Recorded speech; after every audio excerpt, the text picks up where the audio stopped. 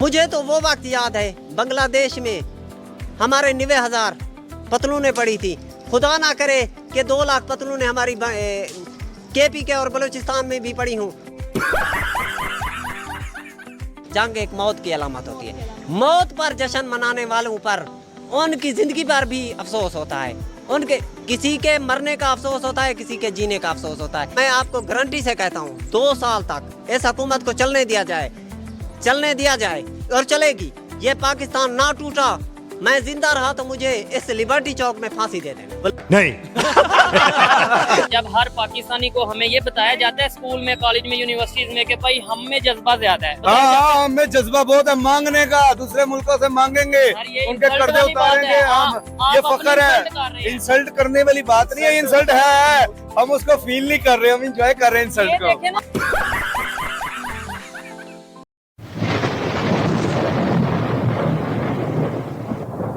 नमस्कार दोस्तों, क्या हाल है। होप करता हूँ कि आप ठीक होंगे और स्वागत करता हूँ आपका हिंदुस्तान डॉट में।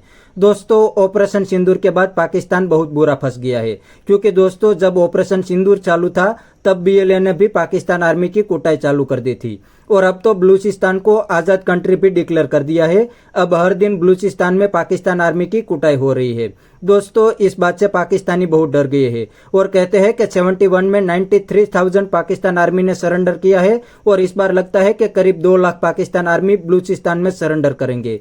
तो दोस्तों, बिना टाइम वेस्ट किए वीडियो में आगे देखते हैं इस बात पे पाकिस्तानी पब्लिक के रिएक्शन। अगर आप नहीं हैं तो पहले चैनल को सब्सक्राइब कर लीजिए और वीडियो को अंत तक देखें।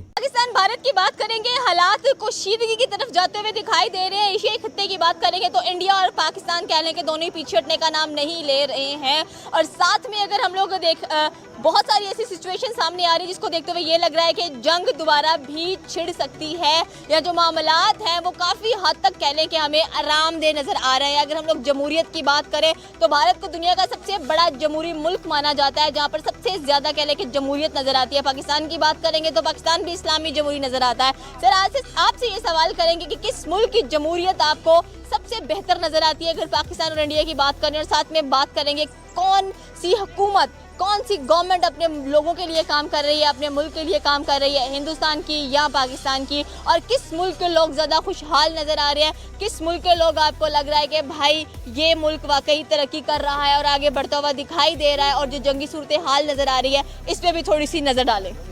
Thank you very much. आवाज़ और तस्वीर की दुनिया में सगीर बुर्रा का सलाम कबूल कीजिए।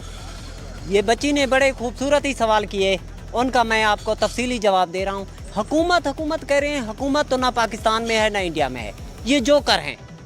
जैसे हमारा सराइकी का मुहावरा है, सराइकी लोग खूब जानते हैं कि छोर हैं दीरान। इंडिया में भी और पाकिस्तान में भी छछोरापन है। इतने बड़े ओहदों पर छछोरे लोग बैठे हुए हैं जिन्हें कोई समझ नहीं है। और जंग की बात की है तो उसमें मुझे अजीज़ मियाँ की एक पुरानी कवाली याद आ गई, पर्दे में रहने दो पर्दा ना उठाओ, पर्दा जो उठ गया तो बहुत से भेद खुल जाएंगे। ये जो जंगे हैं, ये सिचुएशन, अब मुझे इस चीज़ का रात ही अफसोस हुआ कि लिबर्टी में एक जश्न का समा था। मैं कौम से पूछना चाहता हूँ, क्या जंग कोई अच्छा ऑप्शन नहीं होता? जंग एक मौत की अलामत होती है। मौत पर जश्न मनाने वालों पर उनकी ज़िंदगी पर भी अफसोस होता है। उनके किसी के मरने का अफसोस होता है, किसी के जीने का अफसोस होता है। ये जो मौत पर, जंग पर जश्न मना रहे हैं, इनके जीने का अफसोस है। मैं ये कहना चाहता हूँ कि ये जंग कह रहे हैं कि ख़त्म हुई है। मैंने बड़ा वक्त देखा, 71 की सिचुएशन भी देखी है। 71 में यही सिचुएशन थी।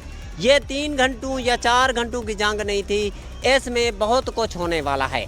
ये 71 से इसके नताइज भयानक होंगे। 71 में देखें, हम सब इल्ज़ाम लगा रहे हैं एक दूसरे पर। मैं आपको एक सादा सी मिसाल दे दूँ। हमारा कबैली इलाका है, वहाँ पे किसी की चोरी होती है, पुलिस को अगर नहीं मिलती तो वो कह देते हैं कि उसका इल्ज़ाम लगा देते हैं, जो मफरूर है उसके खाते में डाल देते हैं। हमारे यहाँ यही कंडीशन है। जो भी जंग होती है, इंडिया कहता है पाकिस्तान के खाते में डालो, पाकिस्तान कहता है इंडिया के खाते में।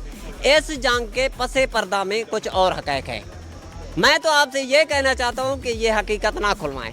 अगर आपका इसरार है तो मैं खोलने की। हकीकत खुलेगी नहीं तो पता कैसे चलेगा कि आखिरकार ये जो जंग की बात आप कर रहे हैं, ये आपने बोला है कि जंग अभी ख़त्म नहीं हुई है, 1971 की भी आपने देखी है, 65 की भी आपने बात की है, बहुत एक लंबा अरसा गुजारा है आपने पाकिस्तान में और यहाँ की हर एक चीज़ के बारे में आप बाखूबी वाकिफ़ हैं, वाकिफ़ हैं। आप खुद भी एक जर्नलिस्ट हैं, आपने खुद भी कह लें कि सहाफ़त की हुई है, तो सहाफ़त के निगाह से आप इन सारी चीज़ों को किस तरह से देखते हैं? बाइस ट्रैकर सोचते हैं या अनबाइस ट्रैकर सोचते हैं? बेटी, मैंने सहाफ़त क्यों छोड़ दी? सहाफ़त उस वक्त एक मुक़द्दस पेशा समझा जाता था। अब सहाफ़त जो है, सहाफ़त ऐसी बन चुकी है कि ये ईमान बेचते हैं। इस वजह से मैंने सहाफ़त छोड़ दी, मैंने आज़ादी से ज़िंदगी गुजारना शुरू कर दी। आप ये बात कर रही हैं कि ये कैसे होगा, मैं आपको वजाहत में जाता हूँ। आप 71 पे जाएँ। ये एक तो हमारी कौम की फितरत है, इनको भूल जाता है।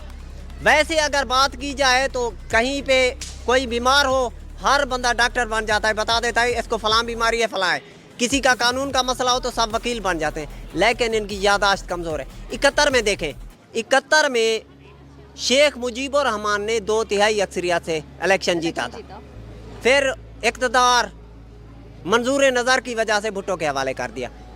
उनके लोग दानिस्ता, उनको दुख हुआ। अब वही सिचुएशन नहीं है। आप पता है इंडिया पर इल्ज़ाम लगा रहे हैं, इंडिया हमारा दुश्मन है, लगाएं।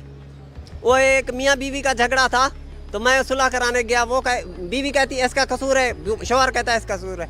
मैं फिर हंसा, मैंने कहा भाई कसूर किसी का नहीं, कसूर तो बुल्ले शाह और नूर जहाँ का है। तुम राजनपुर में रहते हो, तुम्हारा राजनपुर है, वो बची रहती थी अलीपुर, मैंने कहा तुम्हारा अलीपुर है, कसूर बुल्ले शाह का है। ये कसूर किसी का नहीं है, इल्ज़ाम एक दूसरे पर लगा रहे हैं। वही कंडीशन है। अच्छा, उस वक्त कंडीशन यही हुई, मशरक़ी पाकिस्तान हमारा आज़ाद हो गया।